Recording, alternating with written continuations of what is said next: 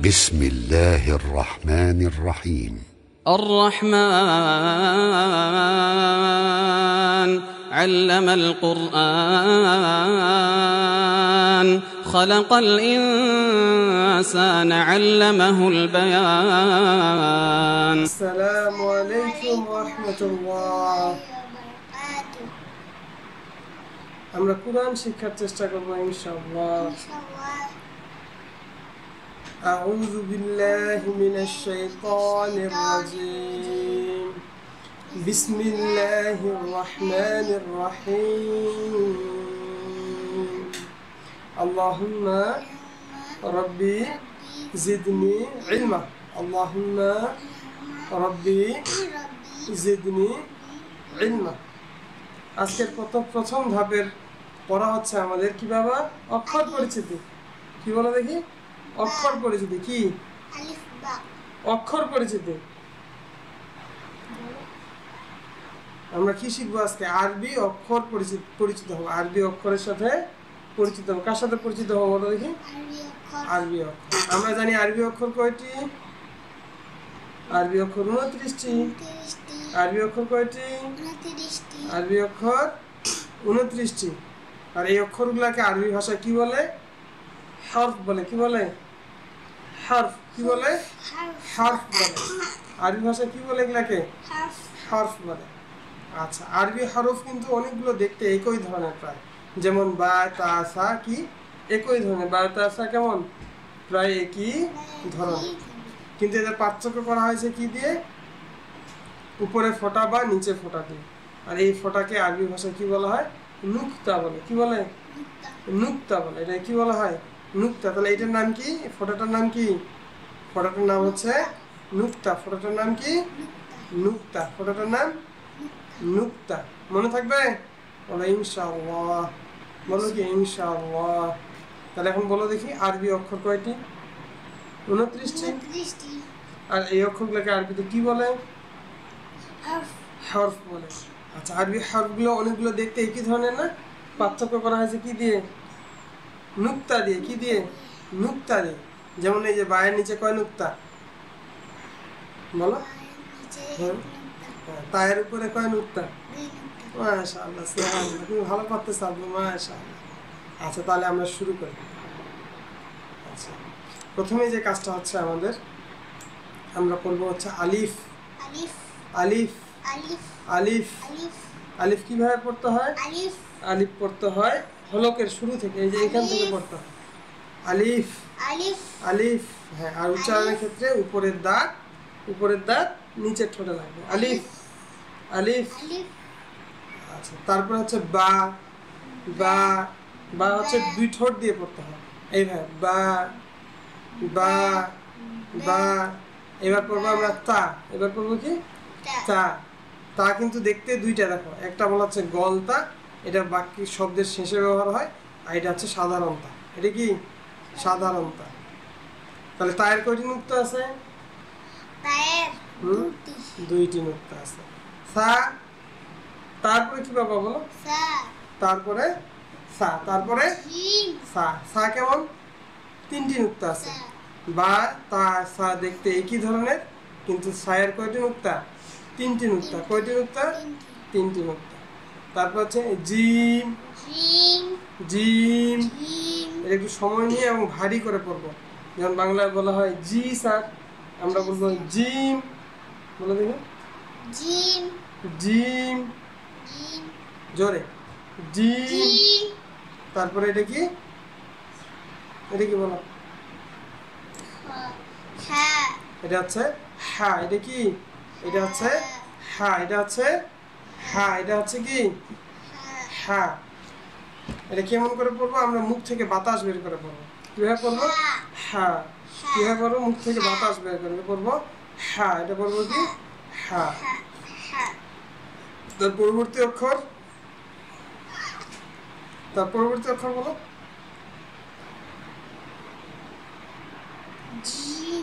Gym. এটা হ্যাঁ। এটা কি? খ। এটা কেমন? খ। এটা কেমন? খ। এটা কেমন? খ। এটা কেমন? দাল। দাল এটা এটা এটা এটা জাল কিভাবে পড়তে হয়? জাল হচ্ছে একটু জিহ্বা বের করে উপরে দাঁতের সাথে লাগিয়ে জাল জাল জাল জাল জাল জাল জাল। তাহলে আমরা কি কি বুঝলাম এখানে বলে দেখি বাবা? আমরা জানলাম হচ্ছে আরবি অক্ষর 29টি। কয়টি আরবি অক্ষর? 29টি। মনে থাকবে বলে ইনশাআল্লাহ। আর আরবি অক্ষরগুলোকে আরবি ভাষায় কি বলা হয়? এগুলোকে হারফ বলে। কি বলে? হারফ। হা র আর ফা, হারফ। আর এগুলো কিন্তু অনেকগুলো অক্ষর আছে, দেখতে প্রায় একই ধরনের। দেখতে প্রায় কি ধরনের? একই ধরনের। এগুলো কি করা হয়েছে? অনেক সময় নুক্তা দ্বারা আলাদা করা হয়েছে। নুক্তা হচ্ছে ফোঁটা, ফোঁটাটাকে বলা হচ্ছে কি নুক্তা, ফোঁটাটাকে বলা হচ্ছে কি নুক্তা, ফোঁটাটাকে বলা হচ্ছে কি নুক্তা। মনে থাকবে তোমার? বলো ইনশাআল্লাহ। আচ্ছা তাহলে আমরা শুরু করি আবার। তুমি এবার শোনাও দেখি দাল পর্যন্ত প্রথম থেকে। আলিফ বা তা সা জিম হা হা দাল লাম। মাশাআল্লাহ, এই পর্যন্ত হয়। আমরা আজকে এই পর্যন্তই পড়বো। তুমি খুব সুন্দর পড়তেছো না। আচ্ছা আলিফ উচ্চারণ করবো কোথা থেকে? আলিফ উচ্চারণ করবো প্রায় বুক থেকে, প্রায় আলিফ আলিফ আলিফ আলিফ আলিফ আলিফ মানে হলক থেকে, এইখান থেকে শুরু হবে আলিফ আলিফ। আলিফ বা উচ্চারণ করবো কিভাবে? আলিফ বা বা বা উচ্চারণ করবো সাধারণ বায়ের মতো, তবে সামনের জিহ্বাটা, সামনের ঠোঁটটাকে একটু আগায় রাখে করবো। দেখা দেখি বাবা কিভাবে। বা বা বা বা বা বা। এবার বলে দিই তা তা তা তা তা। তা তা কয়টা দেখো দেখি এখানে দেওয়া আছে? তা কয়টা দেওয়া আছে? দুইটা দুইটা। একটা হচ্ছে সাধারণ তা আর একটা হচ্ছে গল তা। একটা সাধারণ তা আর একটা হচ্ছে গল তা। কোনটা গল তা বলে বলো দেখি? এই যে এটাকে গল তা বলে। মনে থাকবে? হুম। আর তায়ের উচ্চারণ হচ্ছে জিহ্বার আগা কোথায় লাগবে? জিহ্বার আগের অংশ দাঁতের উপরের অংশ লাগবে। জিহ্বার আগের অংশ দাঁতের উপরের অংশ। ওইভাবে না, দাঁতের উপরে বলতে দাঁতের জিহ্বা দাঁতের ভিতরে, এইখানে ভিতরে লাগে। এই যে তা তা তা, জিভা বের হয় না তা। হ্যাঁ সাধারণভাবে তা তা। গলতার উচ্চারণও একই, গলতার উচ্চারণও একই। এই দুইটার মধ্যে পার্থক্য হলো গলতাটা কোথায় ব্যবহৃত হয়? গলতা ব্যবহৃত হয় শব্দের শেষে। কোথায় ব্যবহৃত হয়? শব্দের শেষে। ঠিক আছে, মনে থাকবে? আচ্ছা তাহলে সা কিভাবে পড়তে হয়? সা কিভাবে পড়তে হয়? জিহ্বার একটু অংশ দাঁতের আগে বের করে পড়তে হয়। বের করতে হবে সা সা সা, এবং এটা নরম করে পড়তে হয়। কেমন পড়তে হয়? নরম করে বলা সা সা। তার পরবর্তী অক্ষর জিম, এটা একটু ভারী করে পড়তে হবে। জিহ্বার মাঝখানের অংশ উপরের তালুর সাথে লাগায় পড়তে হবে। Gym gym gym gym gym gym. মনে থাকবে? জিহ্বার মাঝখান কি হবে? তার সোজা উপরের দিকে তালুর সাথে লাগায়। তালু কোনটাকে বলা বলো দেখি? ও মাশাআল্লাহ, সবই জানো বাবা। ওরে বাবা মাশাআল্লাহ, সুবহানাল্লাহ, আলহামদুলিল্লাহ। তবে হা কিভাবে পড়তে বলো দেখি? হায়ের উচ্চারণটা একটু কঠিন, তুমি বলো দেখি সুন্দর করে। হ্যাঁ মাশাআল্লাহ, আরেকবার বলো দেখি। হা, এটা কি?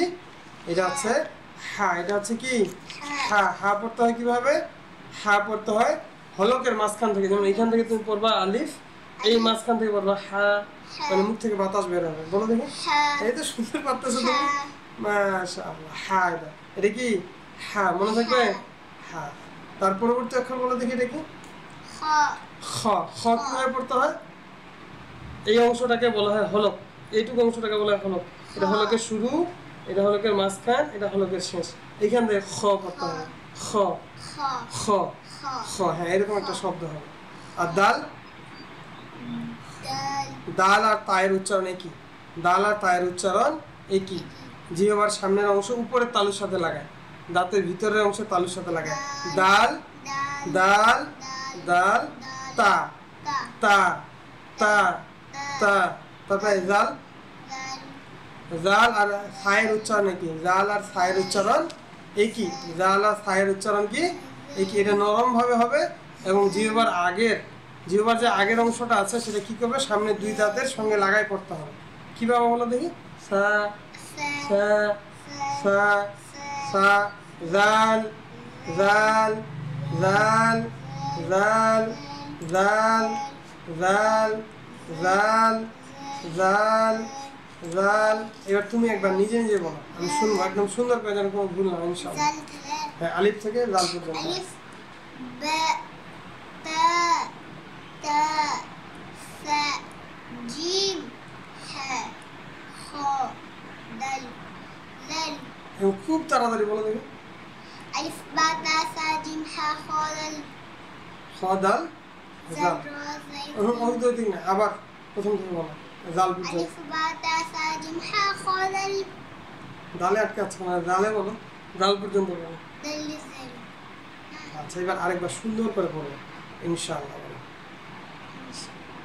আলিফ আলিফ বা তা সা জিম হা খ দাল জাল তাহলে আমরা এখন দেখব আমরা কি দেখবো বলে দেখি আমরা এখন অক্ষরগুলোকে চিনার চেষ্টা করবো অক্ষরগুলোকে কি করার চেষ্টা করবো চিনার চেষ্টা করবো আলিফ কেমন আলিফ হচ্ছে একটা সোজা টান বা কেমন বা হচ্ছে চাঁদের মতো দিয়ে নিচে একটা ফোঁটা মনে থাকবে বায়ের নিচে কি তাদের মতো দিয়ে নিচে একটি ফোঁটা এই দুইটা রে হ্যাঁ আমরা লেখার প্র্যাকটিস করবো ইনশাআল্লাহ বলে আমি লেখার প্র্যাকটিস করবো ইনশাআল্লাহ তাই হচ্ছে বা তারপরে তা কেমন বায়ের মতো তা শুধু পার্থক্য কি তা তায়ের উপরে একটি ফোঁটা শুধু পার্থক্য কি তায়ের উপরে একটি উপরে একটি ফোঁটা আচ্ছা এটা হচ্ছে গোলতা এটা হচ্ছে কি গোলতা এটা হচ্ছে কি গোলতা এটা হচ্ছে কি গোলতা